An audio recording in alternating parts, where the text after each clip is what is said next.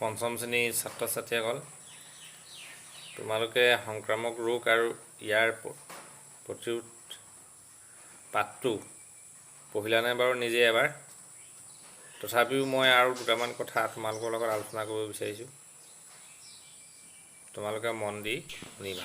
যদি তোমালোকে কিতাপখন পঢ়িছা তেতিয়া পাইছা যে সংক্ৰামক ৰোগ আহাৰ, পানী, মহ, মাখি আৰু বতাহৰ যোগেদি এজনৰ পৰা আন এজনলৈ বিয়পিব পাৰে। এতিয়া আমি মাখিৰ বিষয়ে অলপমান পঢ়িম। মাখি সদায় মলমূত্ৰ, গেলা-পচা আদি ঠাইতে বাস কৰে। মাখিৰ দেহটোক 3টা ভাগত ভাগ কৰা হৈছে: মূৰ, বুকু আৰু উদৰ।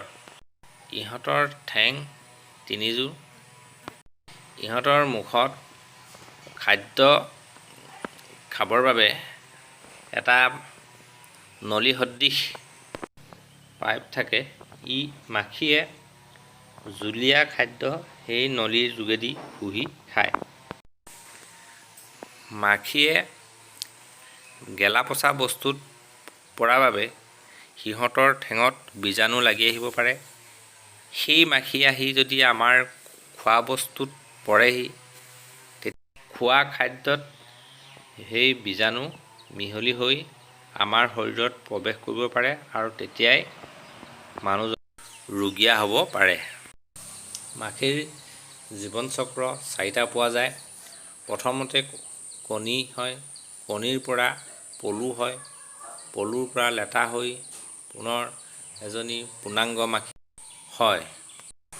এতিয়া আমি সংক্ৰামক ৰোগৰ পৰা কেনেকৈ হাত সাৰিব পাৰি তাৰ বিষয়ে আলোচনা কৰিম।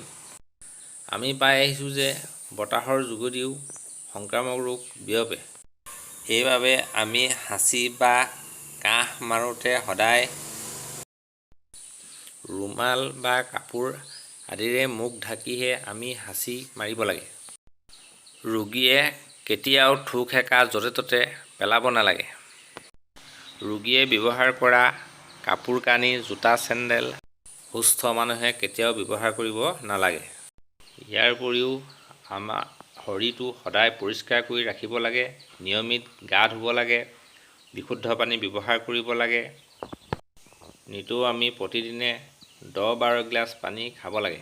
সংক্ৰামক ৰোগৰ বাধা দিবৰ বাবে আমি প্ৰতিষেধক ছিটা ব্যৱহাৰ কৰিব লাগে। খোৱা পানী উৎসৰ কাষত জীৱ-জন্তু মলমূত্ৰ বা কাপোৰ কানি, গা ধোৱা আদি পানী পেলাব নালাগে। উদঙাই থোৱা বা মুকলিকৈ থোৱা খাদ্য আমি কেতিয়াও খাব নালাগে। ৰোগৰ ছিটা ল'লে আমি সদায় অভিজ্ঞ লোকৰ ওচৰতহে ছিটা ল'ব লাগে।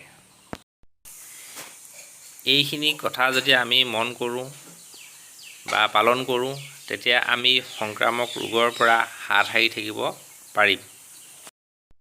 গতিকে ছাত্ৰ ছাত্ৰীসকল, তোমালোকে পাঠটো পঢ়ি প্ৰশ্ন উত্তৰকেইটা কৰি মোৰ ব্যক্তিগত হোৱাটছআপলৈ পঠাবা।